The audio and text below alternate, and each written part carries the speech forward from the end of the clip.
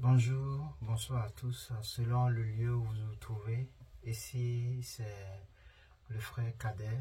Mon nom en entièreté, c'est Afou Abdel Kader.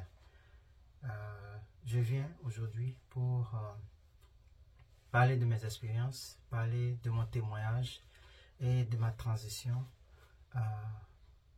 de la religion musulmane à la religion chrétienne. Qu'est-ce qui s'est passé? Mon parcours, tout ce qui a eu lieu jusqu'à aujourd'hui. Je viens aujourd'hui parler de tout ça et je vais faire ça en une série de séquences en épisodes, point par point, détaillant chaque chose, chaque étape de ma vie et de ma transition jusqu'à ce que je sois ce que je suis aujourd'hui.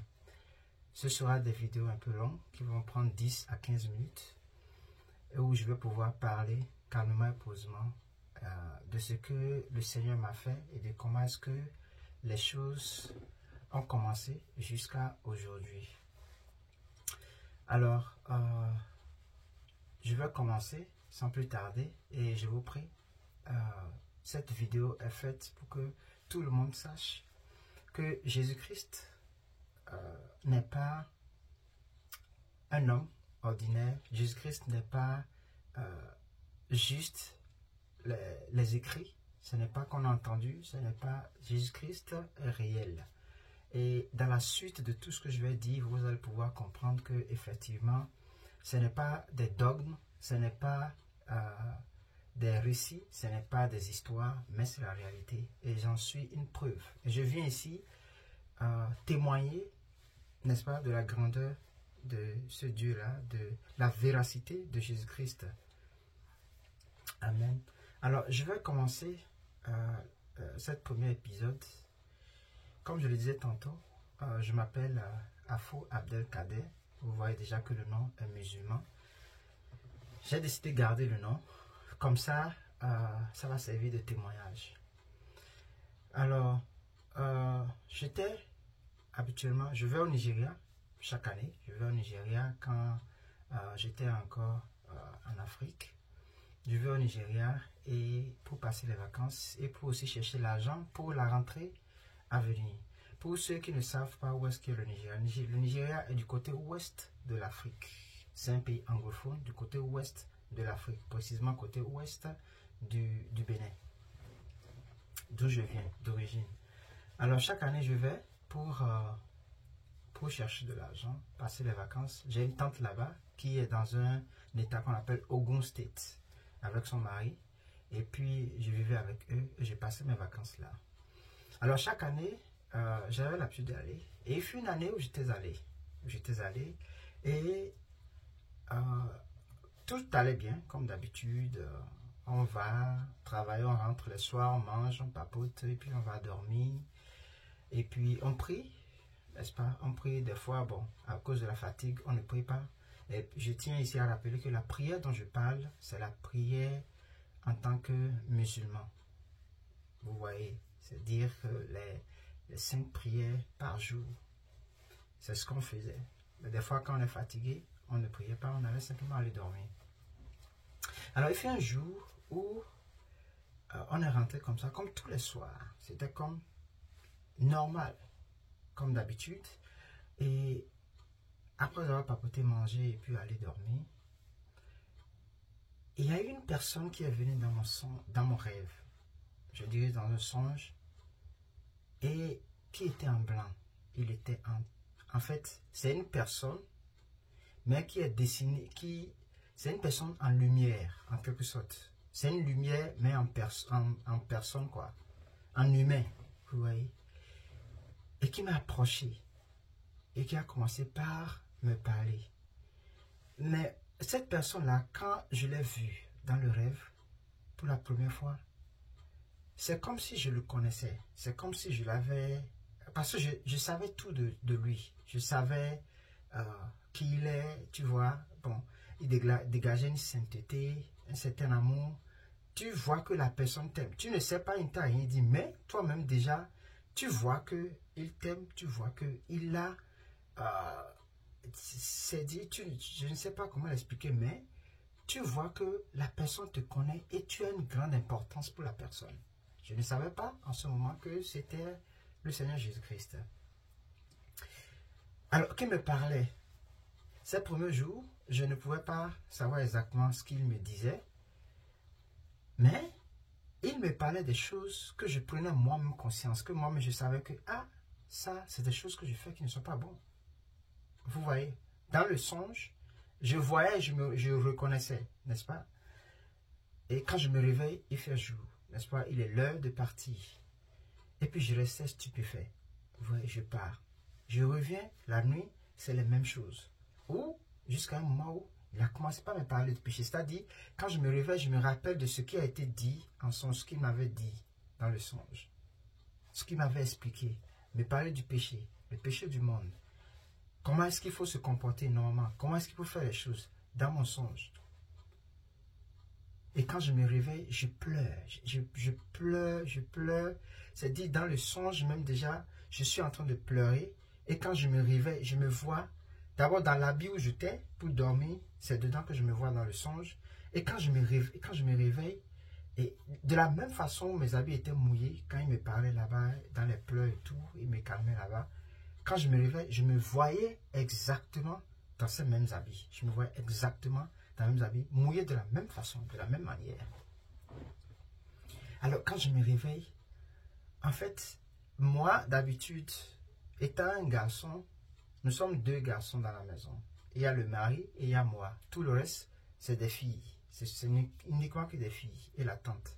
Donc, moi, je ne fais rien. Quand je me réveille, bon, tout est prêt et tout. Tu vas te laver, tu vas manger, on ramasse, on fait tout. Et puis, tu parles mal parce que la tante avait des domestiques. Donc, tu parlais mal, je vais le dire ainsi. Tu donnes les ordres. J'étais vraiment arrogant, impoli, sans conscience d'une personnalité, n'est-ce pas? Et puis, quand je me réveille comme ça, mes comportements vis-à-vis de ces derniers changent. Mes comportements vis-à-vis de la tante, de l'oncle, ma façon de parler, de me comporter, complètement, cela change. J'arrive moi maintenant à chercher à faire quelque chose dans la maison, à balayer la chambre, à nettoyer. Je faisais des choses que je ne faisais pas. Et puis tout le monde voyait ça de tellement étrange. Et on me demandait si j'allais bien, si je suis malade, s'il y a quelque chose. Parce que ce n'est pas des choses que je faisais, ce n'est pas des choses que j'étais habitué à faire. Mais j'ai commencé par le faire. Parce que dans mon songe, il y avait quelqu'un qui venait, qui me rencontrait et qui me parlait des choses qui ne sont pas bien, des comportements qui ne sont pas bien, des péchés que le monde commet, où je me voyais dedans et où il me disait que ce n'était pas bien. Alors j'ai commencé progressivement moi-même à changer. Mais je ne pouvais expliquer cela à personne. Je ne pourrais le dire à personne parce que d'abord, on ne peut pas me croire. C'est vrai qu'on voit que je change, c'est vrai qu'on voit des manifestations, des fruits d'un changement, mais je ne pourrais le dire à personne. Qui va me croire? Qui va m'écouter? Ils vont me dire c'est les illusions, ils vont me dire c'est mes pensées. J'avais plein de choses dans ma tête, mais je gardais ça pour moi. Et ici, en parenthèse, je vous dis que c'est une vraie histoire. C'est ce que moi-même j'ai vécu en personne. C'est mon histoire. Je n'ai pas lu quelque part. Je n'ai pas entendu quelque part. C'est ce que j'ai vécu. Comme hier. Même si on me réveille tout de suite et on me dit raconte ton histoire, je vais le raconter sans oublier aucun détail. Sans oublier aucun détail. C'est ce que j'ai vécu réellement. Et c'est de ça que je suis venu parler ici. Alors je continue mon histoire. Et il fut des temps où, et dans la même période, je ne sais pas que c'est loin, mais dans la même période où, quand on rentre, j'étais pressé, compris, j'étais vraiment dans l'excitation de la prière, qu'on passe à la prière, je veux vite, compris. Mais les prières qu'on faisait, ça, parce qu'on était musulman, vous voyez, il faut s'accroupir, s'abaisser, s'agenouiller, faire toutes ces choses-là. Donc, quand je le faisais, ce n'est pas encore ça. Je sens comme si ce n'est pas encore arrivé. Ce n'est pas... je n'étais pas satisfait de la prière qu'on faisait. Vous voyez, je n'étais pas satisfait. Même quand on finit de prier, je suis là, je vois qu'il manque quelque chose qui n'a pas été fait. Mais je ne sais pas c'était quoi. Vous voyez, il manque quelque chose qui n'a pas été fait. Et puis je me réveille tôt pour la prière. Je suis là pour la prière. Je le bouscule maintenant pour la prière. Je n'aime plus qu'on rate et tout. Mais c'était ce que je savais faire en tant que musulman en ce temps-là, pratiquant de la religion de l'islam? Et entre parenthèses, ici, je viens dire que je suis né d'une père et d'une mère 100% musulmane. Mon père était un imam, c'est-à-dire, comme aujourd'hui on peut dire, un pasteur. Il était quelqu'un du genre dans la religion musulmane. Donc, c'était un imam très fervent, très croyant et rigoureux dans la religion islamique. Ma maman de même, c'était pareil. Et à la suite de mes témoignages, dans la suite des épisodes, vous aurez le temps de voir comment est-ce que les choses se sont passées et vous allez voir comment est-ce que les musulmans tiennent ferme dans leur religion. Alors, désolé, je continue et puis ça continue ainsi. Jusqu'à un certain moment où il y avait la guerre qui s'est déclenchée dans la zone où j'étais, Ogun State. Et c'était une guerre entre tribus. L'autre tribu voulait assujettir celle-ci. Celle-ci aussi voulait assujettir l'autre. C'était une guerre entre eux. Il y avait des machettes, il y avait des morts, des kidnappages et tout. Et bien, puis moi, à un certain niveau, il fallait que je rentre. Il fallait que je rentre. Et j'ai attendu, ils ont déclaré un jour de paix, un seul jour de paix. Et ce jour-là, j'ai profité pour m'enfuir et retourner dans mon pays où je suis d'origine, le Bénin. Je rappelle que le Bénin et le Nigeria sont des pays frontaliers. Ils sont très collés. Amen. Alors, donc, quand je suis rentré à Cotonou. C'est la capitale de la ville dont je viens, le Bénin. Je suis rentré à Cotonou et puis j'ai commencé par chercher Dieu, commencé par prier. J'avais des copines, j'avais des personnes que je côtoyais. Quand je suis rentré, personne ne m'a dit quoi que ce soit. Moi-même, j'ai rompu avec elles, moi-même, j'ai cherché. Et même quand certaines viennent à la maison, ce que j'avais l'habitude de faire, je n'arrivais plus à le faire. Je voyais ça tellement sale, tellement mal à l'aise. Je ne voulais plus rien de tout cela parce que j'ai vu que ce n'était pas bon. J'ai vu que c'était un péché. Personne ne me l'a dit. Hein. Moi-même, j'ai vu que c'était un péché. Vous voyez, et j'ai commencé par laisser. J'ai commencé par laisser ces copines-là. Les mauvaises pratiques que je faisais, j'ai commencé par laisser mes paroles. Les paroles malhonnêtes qui sortaient de ma bouche, le manque de respect, tout ça là, ça a commencé par changer, ça a commencé par vraiment changer. Et moi-même, je me posais des questions. Je me demandais, mais qu'est-ce qui m'arrive? Qu'est-ce que j'ai? Et je ne le peux expliquer à personne. Il arrive que le Seigneur, l'homme en blanc, l'homme en lumière, là, éclatant, là, il vient dans mes rêves. Des fois, il amène un tableau. Des fois, il amène un tableau et il écrit sur le tableau. Il m'explique des choses. J'avoue, il y a des moments où, quand je me réveille, je me rappelle de certaines choses, j'écris. Des fois, je ne me rappelle pas de certaines choses. Des fois, il m'appelle, je suis à côté de lui, il m'explique, il me parle des choses. Mais dans le rêve, je me rappelle de tout. Je lui posais des questions. Dans le songe, je lui posais des questions. Et on peut aller en l'air, et puis il va me montrer le monde, il va m'expliquer les choses. Jusqu'à ce moment, les choses qu'il m'expliquait, je ne sais pas ce que c'est. Vous voyez, je comprends dans le songe avec lui, je comprends tout, je sais tout, je lui posais des questions et tout. Mais quand je me réveille, je ne me rappelle pas de ce qu'on a dit, mais je me rappelle qu'on a causé, qu'il m'expliquait qu'il y avait le monde, il y avait ceci, il me montrait les péchés ici, il me montrait ceci là, il me montrait comment les choses devaient être, comment les choses normalement étaient et comment les choses sont devenues aujourd'hui. Il m'expliquait et je pleurais beaucoup, je coulais vraiment des larmes parce que c'était grave les choses qui se passaient dans le songe, vous voyez. Et il me consolait. Moi qui ne comprenais rien, il me consolait, mais dans le songe, je comprenais tout, je voyais tout clairement, sans tache, sans faute. Et je connaissais tout. Il me montrait le monde. Il montrait le monde. Après avoir expliqué, vous allez voir, il y a les ténèbres. Il montre les ténèbres sur le monde. Et il y a quelques étoiles blanches, quelques lumières, je vais dire, blanc, sur toute la terre. Et ça, c'est l'une des choses que je me suis rappelé et que je garde. Il y a beaucoup de choses auxquelles je me rappelle. Comme je l'ai dit, certaines, je ne me rappelle pas. Mais ceux-là, ce sont ceux qui m'ont marqué. Vous voyez, où je lui demandais les points blancs, là, sur la terre, là. C'est quoi? C'est pas nombreux, hein, c'est pas beaucoup, mais c'est visible, quoi. Si tu prends ton temps, si tu prends vraiment le temps qu'il faut, tu peux les compter. Ouais, ça va te prendre un peu de temps, mais tu peux les compter. Et il m'expliquait que ce sont les personnes qui suivent ces commandements. Ce sont les personnes qui le suivent réellement. Ce sont eux qui sont les blancs là que je vois sur la terre. Mais tout le reste là, c'est noir. Vous voyez, c'est complètement noir. Et puis, c'est comme vous voyez les abeilles tout autour de leur coquette là, de leur cage là. C'est comme ça que la terre était. C'est comme ça en quelque sorte. Et puis les trucs noirs là sont beaucoup. Mais les blancs sont très peu parmi eux. Ils sont comptables. Donc, il me disait que les blancs là sont ceux qui le suivent. Mais les autres, il m'expliquait que c'est ceux qui demeurent dans le péché, qui ne le suivaient pas. Donc ça, c'est une des choses que je m'étais rappelé et qui me faisait vraiment mal. Vraiment mal. Et puis, lorsque j'étais revenu, comme je le disais, quand je prie, je ne sens pas vraiment que je suis en train de prier. Il manque quelque chose.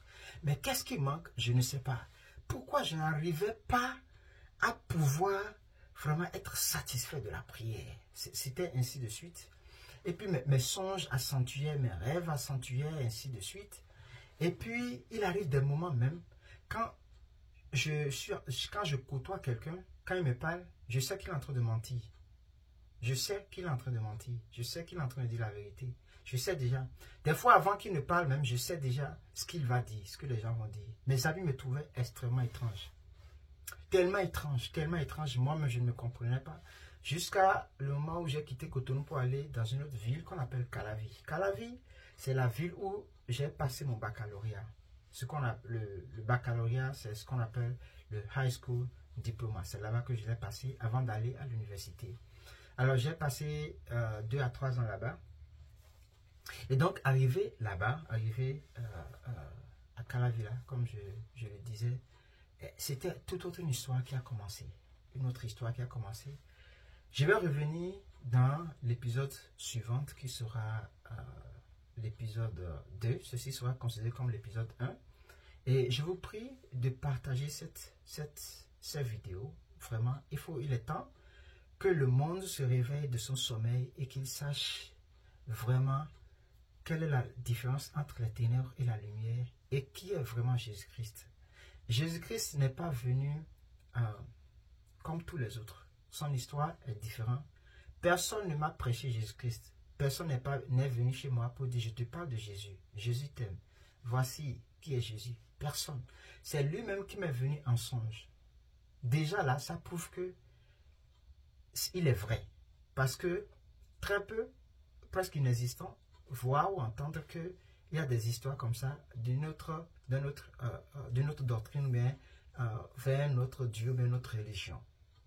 Ici, moi, mon témoignage ne s'accentue pas sur une religion, mais uniquement sur Jésus-Christ, qui il est vraiment, ce que j'ai expérimenté avec lui, et c'est à vous de voir, de choisir si véritablement, selon mon histoire, si véritablement c'est quelqu'un, ou bien vous pouvez suivre ou pas suivre, vous aurez le temps de comprendre, mais je crois, tel que j'ai fait le choix de pouvoir suivre Jésus-Christ, je ne regrette pas, parce qu'il y a eu beaucoup de choses qu'il a fait dans ma vie, et qu'aujourd'hui, je vais apporter ici un témoignage pour vraiment illustrer sa grandeur et sa véracité dans ma vie et dans le monde entier. Jésus-Christ, il est vrai, il est le chemin, la vie et la vérité.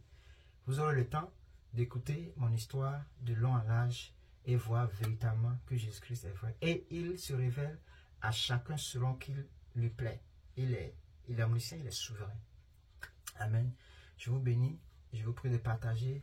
Abonnez-vous, suivez-moi jusqu'à la fin pour voir ce que Jésus-Christ a fait et ce qu'il est capable de faire plus que cela et même dans votre vie. Amen. Merci beaucoup, je vous salue et à la prochaine.